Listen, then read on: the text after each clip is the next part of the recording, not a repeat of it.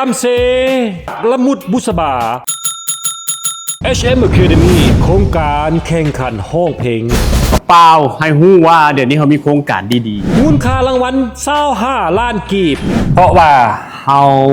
ต้องการสร้างเวทีให้กับทุกคนที่มีความสามารถมีความตั้งใจมีความขยันส่งคลิปเสียงเข้ามาได้ ๆอันนี้เป็นศิลปินตัวแบบเด้อนี่ แปลลัมเซละมุดบุษบา โทนี่ AI Black ประกายทอง แอนนี่ และนิวลี่ เลือกบทเพลงที่เขากำหนดไว้อยู่หัน5บทเพลงเนาะของศิลปินใดก็ได้ เพื่อมาบันทึกเสียงและถ่าย MV เมคอัพมาเมคอัพมาแต่งตัวมาต่างๆสร้างเป็น MV ทางเป็นบทเพลงสำหรับทาง แล้วให้ทุกคนรับผลประโยชน์ร่วมกัน นี่คือการยืนยันจากรายการ HM Academy